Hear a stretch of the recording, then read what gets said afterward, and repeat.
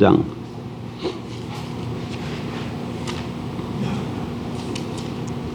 1절서부터 6절.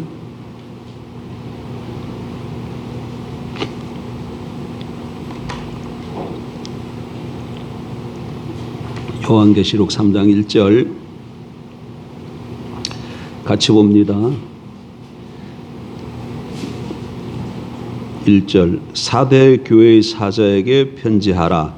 하나님의 일곱 영과 일곱 별을 가지시니가 이르시되 내가 내 행위를 아노니 내가 살았다 하는 이름은 가졌으나 죽은 자로다. 너는 일깨어 그 남은 바 죽게 된 것을 굳건하게 하라. 내 하나님 앞에 내 행위의 온전한 것을 찾지 못하였노니 그러므로 내가 어떻게 받았으며 어떻게 들었는지 생각하고 지켜 회개하라. 만일 일깨지 아니하면 내가 도둑같이 이르리니 어느 때에 내게 이르렀는지 내가 알지 못하리라. 그러나 사대의 그 옷을 더럽히지 아니한 자 몇 명이 내게 있어 흰옷을 입고 나와 함께 다니리니 그들은 합당한 자인 용고라.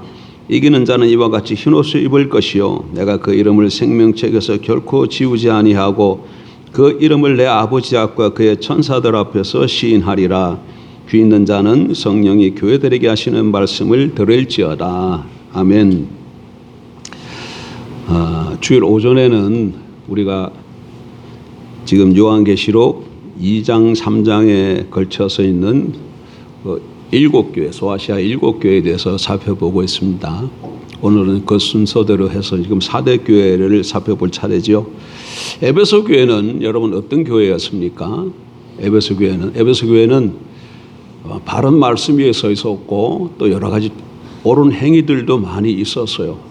그럼에도 불구하고 한 가지 때문에 주님으로부터 책망을 받았습니다. 그 한 가지가 없어서 책망을 받았어요. 그게 뭐였습니까? 처음 사랑이었어요. 처음 사랑이 어디서 떨어졌는지 돌아보고 돌이키라고 주님 말씀하시죠. 그리고 만약에 그렇지 않게 하면 어떻게 하겠다고 말씀합니까? 촛대를 옮기겠다고 말씀하셨어요. 그래서 에베소 교회는 바른 말씀은 있지만 사랑이 없는 무슨 교회다? 죽은 정통교회예요. 죽은 정통교회. 그래서 교회 안에는 이 사랑이 참 중요해. 여러분, 하나님께서 구약시대 때 계명을 우리에게 주셨는데 그 계명을 딱 613가지 율법을 주셨죠. 그 613가지 율법을 이렇게 압축시키면 10가지 엑기스로 나타나요. 십계명. 613가지의 율법을 다 모른다 할지라도 그 613가지 율법을 쫙 엑기스로 짜면 10개로 나오니까 10개는 우리가 알 수 있잖아요. 십계명이 뭐죠? 10가지 계명. 시내산에서 하나님께 받은 모세가 받은 계명이죠. 그 계명을 보면 둘로 나눌 수 있어요. 1계명부터 4계명까지는 하나님을 사랑하라는 거예요. 그리고 5계명부터 10계명까지는 이웃을 사랑하라는 거예요. 그러니까 10가지 계명의 핵심은 뭐예요? 사랑이에요. 그러니까 하나님이 613가지의 율법을 주셨는데 이스라엘 백성, 언약 백성들에게 그 백성들에게 주신 율법의 정신이 사랑입니다. 그러니까 하나님 백성들은 위로 하나님을 사랑하고 수평적으로 이웃을 지체를 사랑하며 사는 것이 우리의 합당한 삶인 것이죠. 그런데 에베소 교회는 바로 그걸 잃어버렸다는 것이죠. 그래서 여러 가지 바른 교리와 신학이 있었지만 사랑이 없으므로 죽은 정통교회였어요. 두 번째, 그 다음에 무슨 교회가 있었나요? 서문화 교회죠. 서문화 교회는 어떤 교회입니까? 제자도의 대가로 고난받는 교회였어요. 서문화 교회는 4가지의 어려움이 닥치고 있었어요. 4가지 어려움. 그게 뭐였어요? 첫 번째는 가난이었어요. 가난.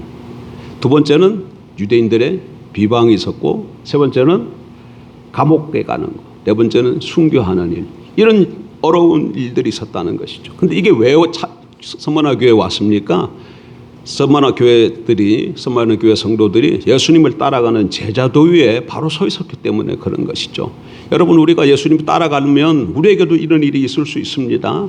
요즘에 우리 삶을 보게 되면 이런 어려움을 겪는 사람 많지 않은 것 같아요. 근데 제가 서울에서 젊었을 때, 지금도 저는 젊다고 생각합니다.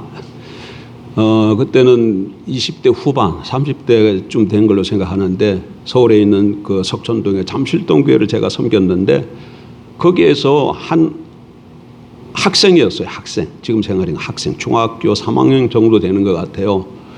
예수 믿는다고 집에서 핍박을 받고 환난을 받고 집에서 막 나가라 그래. 어떤 때는 교회 와서 여학생이었는데 예배를 드리는데 부모가 찾아와서 막 난리지기도 하고.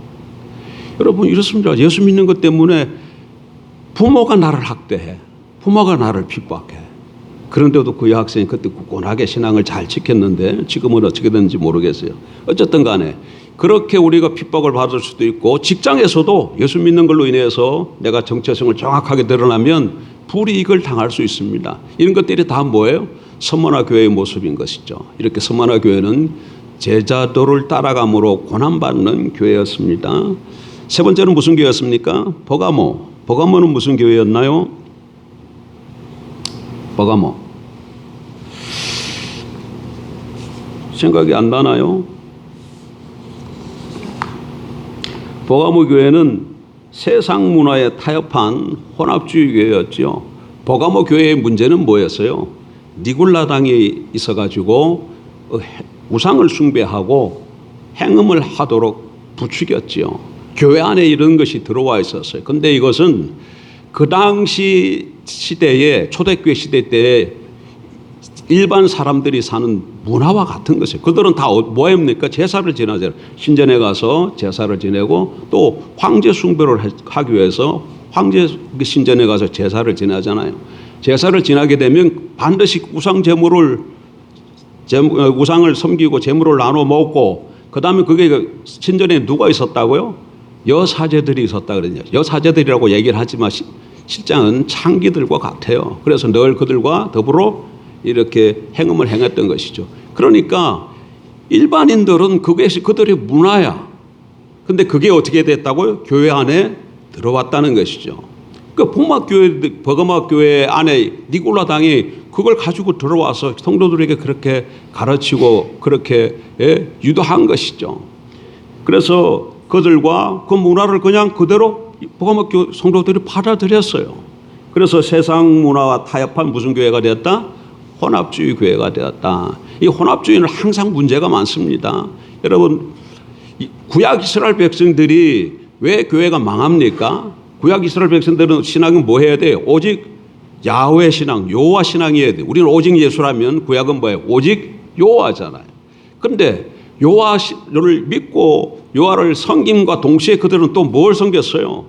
바알을 섬기고 아세라를 섬기고 이방 신들을 같이 받아들였어요. 그러니까 뭐가 되는 거야? 혼합주의가 되는 거예요. 혼합주의가 되는 거예요. 오늘날 한국 교회에도 이런 혼합주의 교회가 여러분 있을 수 있습니다. 우리 자신들도 돌아봐야 돼. 우리 자신들도. 그다음 교회가 뭡니까? 도아디라 교회였지요. 도아디라는 불건전한 직통 계시파 광신주의에 빠진 교회였습니다. 도아디라 교회의 문제점은 뭐예요? 자칭 선지자라는 이세벨이 성도들로 하여금 우상 제물을 먹게 하고 또 행음하게 한 것이죠. 우상 제물을 먹고 행음하게 했다는 것은 니골라당과 똑같은데 버가모에는 이 니골라가 남자라면은 도아디라에서 이세벨은 여자라는 차이점이 있고 또 차이점은 이 이세벨은 뭐라는 자기가 자칭 선지자라고 얘기해. 선지자. 구약시대 선지자들이 하는 일이 뭐였습니까? 하나님으로부터 계시를 받고 하나님의 뜻을 백성들에게 전하는 거잖아요. 그런 것처럼 자기가 하나님으로부터 직통으로 계시를 받고 이제 그거를 너희들에게 자기가 전한다고 이렇게 행한 것이죠. 예. 그래서 이 불건전한 신비주의야. 그러니까 한마디로 이 도아디라 교회는 불건전한 신비주의에 빠져 있었던 것이 문제입니다. 그런데 여러분 교회는 신비주의입니다. 여러분 교회는 신비주의예요. 여러분 보세요. 예수 그리스도가 우리 죄를 위해서 십자가에 못 박혀 죽으시고 장사 지는 바 되셨다가 3일 만에 뭐 하셨어요? 부활하셨잖아.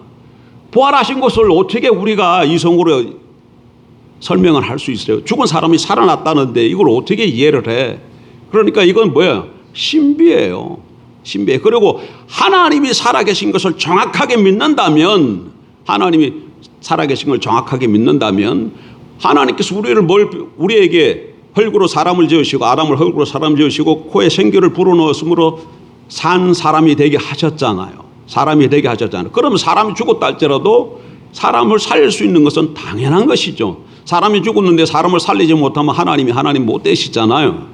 그런 것처럼 하나님을 정확하게 믿는다면 사람이 죽었다가 살아났다는 것을 믿을 수 있습니다. 그리고 여러분이 정확하게 부활을 믿는다면 이 부활이 뭘 증거를 하고 있어요? 사망 가운데 생명이 빚어진 사건이 부활 사건이잖아요. 그러면 그건 뭘 뜻하고 있어요?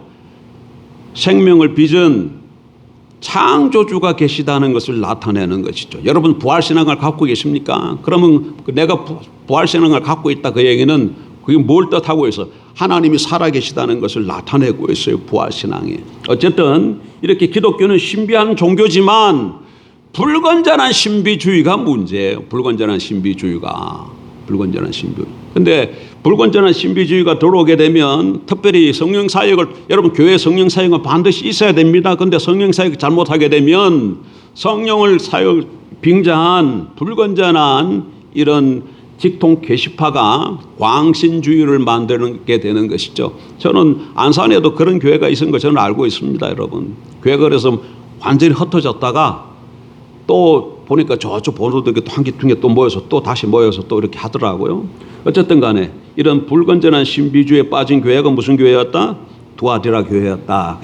자, 오늘은 계속해서 이어서 4대 교회를 살펴볼 겁니다. 4대 교회는 한마디로 말하는 무슨 교회였는가 하면 한번 따라합시다. 활동은 무성하나 생명력이 없는 생명이 없는 마케팅 교회. 마케팅이 뭡니까, 여러분? 마케팅이라는 것은 생산자가 자기가 만든 상품을 소개하고 많이 팔기 위해서 행하는 이런 전반적인 활동을 마케팅이라 그러잖아요. 이걸 교회가 그 일을 하는 거예요. 자기 교회가 어떤 것을 소개하고 사람들을 많이 끌어모으기 위해서 이런저런 행하는 모든 전반적인 활동을 교회 마케팅이라 할 수 있죠. 그런데 바로 그런 교회가 어떤 교회였다는 거예요? 4대 교회였다는 거예요. 그러니까 4대 교회를 이렇게 보면 활동이 많아. 활동이 왕성하게 교회에서 활동하고 있어요. 그러니까 이렇게 보게 되면 역동적인 교회처럼 보여요. 근데 거기에 문제가 뭐라는 거예요? 생명이 없다는 거야. 그게 문제입니다. 4대는 한번 그 그림 띄워주세요. 소아시아 7교회.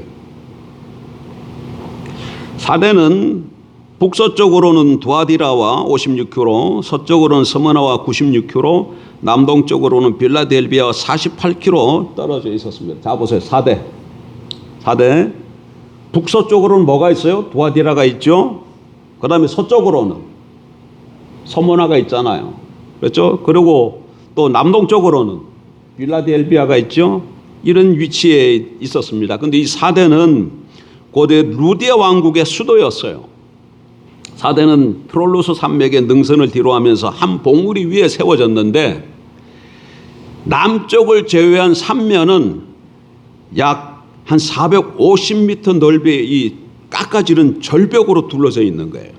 그러니까 앞쪽만 이렇게 튀어 있고 동서 뒤쪽으로는 다 뭐라고 절벽으로 이렇게 되어 있기 때문에 난공불락이 안전한 도시였다는 얘기입니다. 4대는 이렇게 안전한 도시였어요. 산 위에 세워져 있지만 또한 4대는 토몰로스산 주봉에서 발원해 도시를 관통해 흐르는 파쿠 톨루스 강에서 나는 사금으로 아주 부유한 도시가 되었습니다. 4대는 고대 도시 중에서 가장 부유한 도시였어요. 그러니까 4대는 안전한 도시였고 또 무슨 도시였다?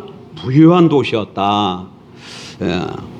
그런데 이런 안전한 도시고 부유한 도시기도 했지만 삼면이 이렇게 난공불락의 절벽으로 되어 있다 보니까 거기는 방어를 하지 않은 거야. 신경을 쓰지 않았어요. 그래서 페르시아 고레스 왕의 침공으로 주전 546년에 함락되었고 또 나중에 셀리쿠스 안티오쿠스의 침공으로 함락되기도 했습니다.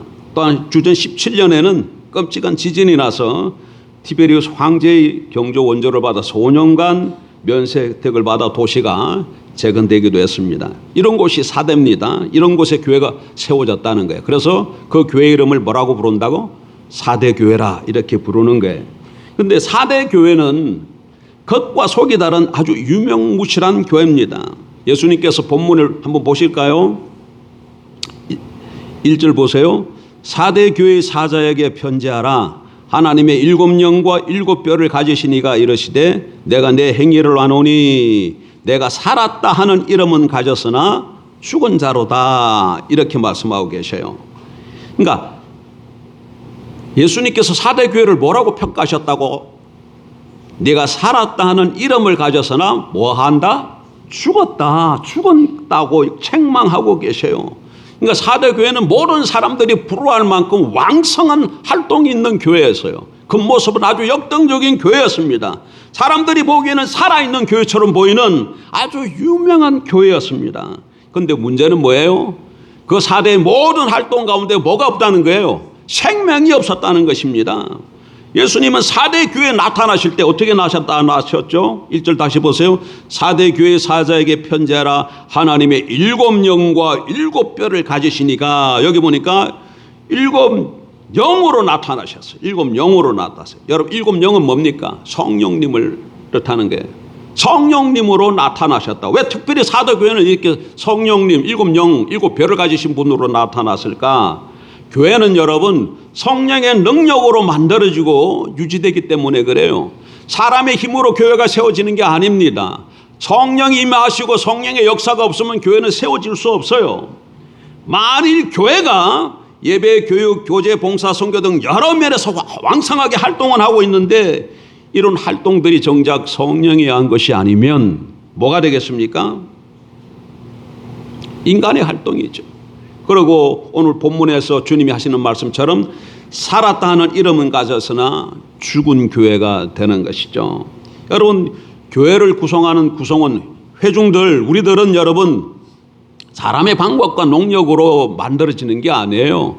사람이 예수 믿는 사람이 거듭나는 것은 무엇의 능력이에요? 성령의 능력이에요. 우리가 예수 그리스도 믿고 영접해서 거듭나는 것은 성령의 능력이 아니고는 회심이 되질 않아요, 여러분. 여러분 다시 한번 제가 개인적으로 좀 지금 한번 다시 엽주를 보려고 합니다. 개인적으로 1대1로 주님 앞에 서서 예수 그리스도를 내가 죄인인 것을 고백하고, 그렇습니다. 주님, 제가 주님 없이 내 마음대로 살아왔던 죄인입니다. 죄인이라는 것은 특별히 무슨 나쁜 짓을 해서 죄인이 아니고 하나님을 알지 못하고 내가 내 인생의 주인에 있어서 살아가면 그게 바로 뭐예요?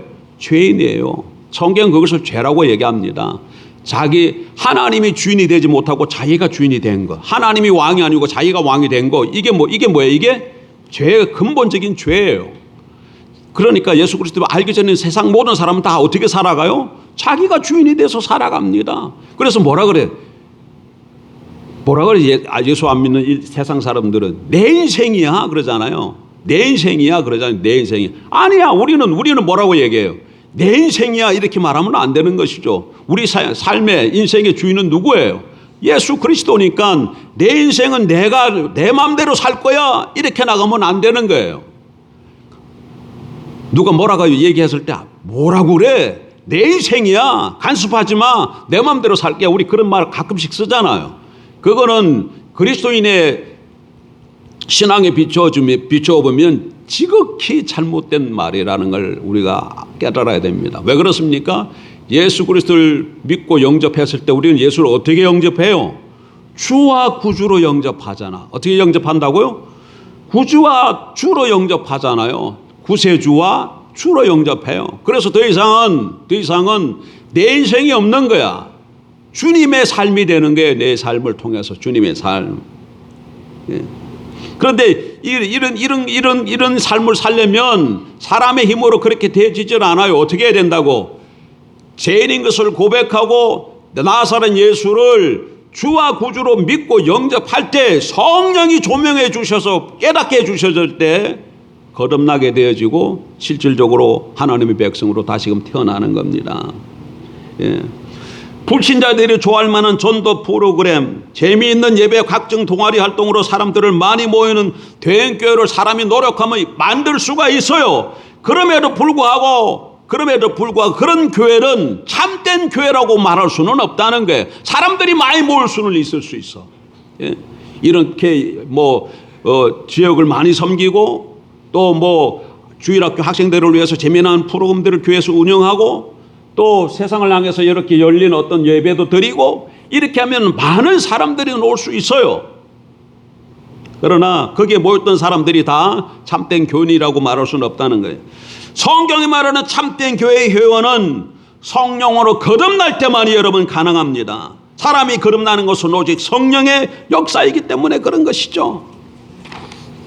그런데 4대 교회의 문제는 뭐예요?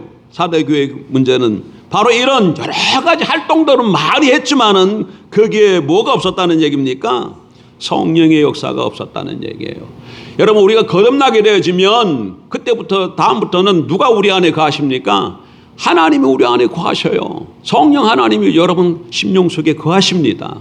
그리고 성령이 거하시게 되면 그때부터 사람들이 사람마다 개인적인 차이는 있겠지만 시간이 지나게 되면은 차츰차츰 인격이 변화되게끔 되어 있어요. 변화되게끔 되어 있어요. 여러분 한번 보세요. 여러분 삶을 예수 믿은 지 얼마나 되셨습니까? 1년이 됐습니까? 2년이 됐습니까? 5년이 됐습니까? 10년이 됐습니까? 그러면 10년이 됐다고 생각해봐. 그럼 10년 전 나의 모습하고 10년 후에 지금 나의 모습을 한번 좀 이렇게 봐봐. 달라도 조금이라도 변해져 있어요. 안 변해져 있다면 그건 뭐예요? 안 변해져 있다는 것은 10년 동안 교회에 왔다 갔다 해서 신앙의 형식은 띄었지만 그건 모든 게 다 종교 활동을 한 것이고 정확한 거듭난 사람으로서의 신앙생활을 한 건 아니죠. 성령이 우리 안에 거하시게 있으면 우리의 삶이 반드시 조금씩 변하게끔 되어 있습니다. 왜? 성령은 능력이고 성령은 생명이기 때문에 그런 것이죠. 그래서 교회의 진정한 생명력은 성령의 능력이에요. 바른 말씀이 선포되고 바른 성례가 집행되어서 예수 그리스도가 교회의 중심이 되는 것입니다. 이런 교회만이 세상과 다른 가치관과 다른 사고방식과 행동 양식을 가지면서 살아갈 수 있게 될 줄 압니다. 그런데 4대 교회는 뭐가 문제입니까? 외적인 활동은 많이 있었지만 내적인 생명력이 없었어요. 4대 교회는 그래서 다시 정의를 내리면 활동은 무성하나 생명이 없는 무슨 교회다? 이런 교회를 마케팅 교회라 이렇게 얘기를 하는 것이죠. 이런 걸 요즘으로 말하면 이런 교회일 수 있습니다. 물론 구도자 중심의 교회. 요즘은 이런 말 잘 안 했는데 얼마 옛날 조금만 해도 열린 예배라 그래가지고 구도자들 처음 예수 믿는 자들 그 사람들을 잘 이렇게 해서 주님 앞으로 인도해야 된다 그래서 구도자 중심의 예배를 드리는 교회가 많았어요.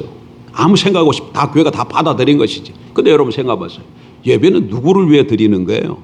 사람을 위해서 드리는 거예요? 누구를 위해서 드리는 거예요? 하나님을 위해서 드리는 것이죠. 그럼 무슨 예배든지 간에 하나님이 대상이 돼야 돼. 근데 구도자 중심 예배는 뭐가 중심이 된 거예요? 사람이 중심이 된 것이잖아요. 그러니까 그 출발부터 잘못된 거예요. 구도자 중심의 교회가 아무리 어떤 여러 가지 사람이 많이 모였다 할지라도 출발부터 잘못됐어요. 그 다음에 또 옛날에 목적이 이끄는 교회 이런 게 있었잖아요. 그 목사님 목적이 이끄는 삶 세들백 교회 목사님 이름이 갑자기 생각 안 나요.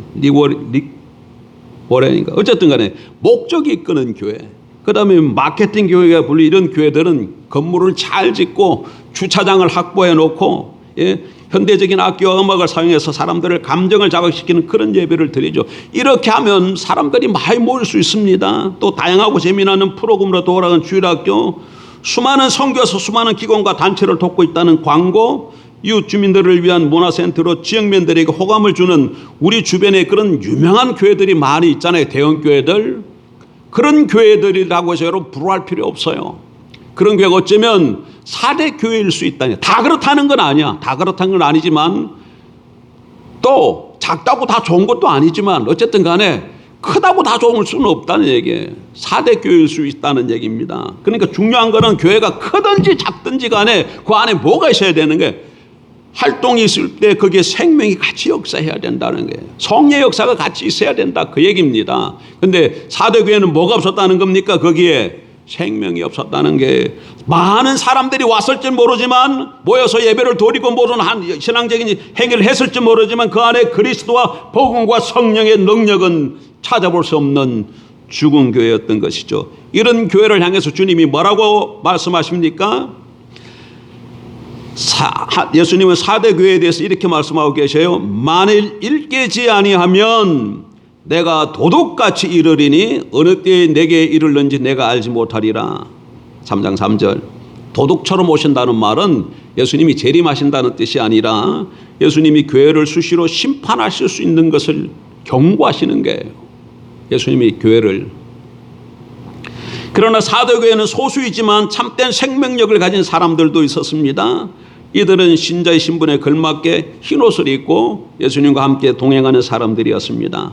자, 말씀을 맺고자 합니다. 우리 시대에 교회가 많아요. 대형교회도 많고 중형교회도 많고 소형교회도 많고. 근데 중요한 게 뭐예요? 교회가 아무리 활동이 왕성하게 한다 할지라도, 겉으로 보기에 역동적인 교회라 할지라도 그 활동만 있고 생명력이 없으면 무슨 교회다?